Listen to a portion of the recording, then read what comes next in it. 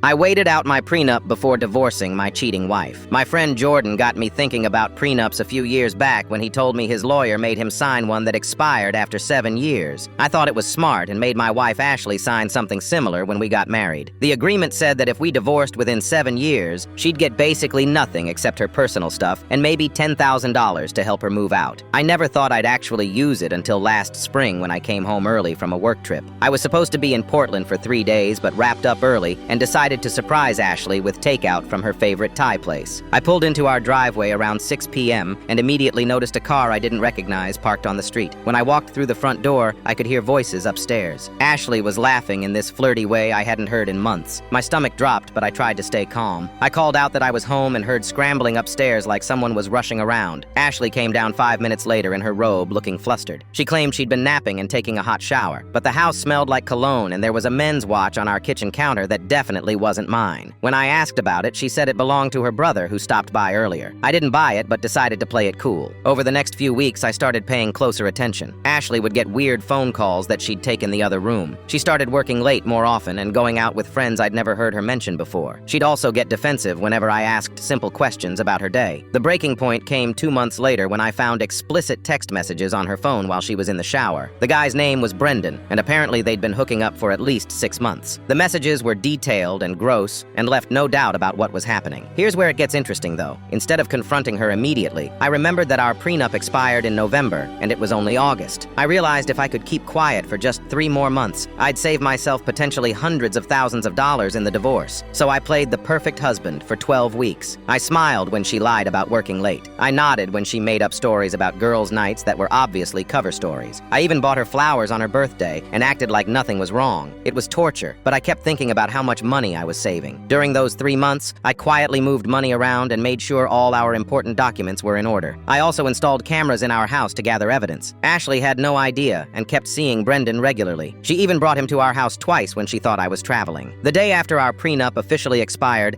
I served her with divorce papers. Ashley was completely blindsided. She actually had the nerve to ask if we could work things out and go to counseling. I showed her printouts of her text messages and photos from the security cameras. Her whole attitude changed immediately. She went from begging to threatening to calling me every name in the book. She hired some expensive lawyer who tried to claim I was abusive for spying on her, but the evidence was overwhelming and her affair was documented perfectly. In the end, Ashley got half of everything we'd built together instead of almost nothing. It cost me way more money than if I'd divorced her earlier. The divorce was finalized last month and Ashley moved in with Brendan.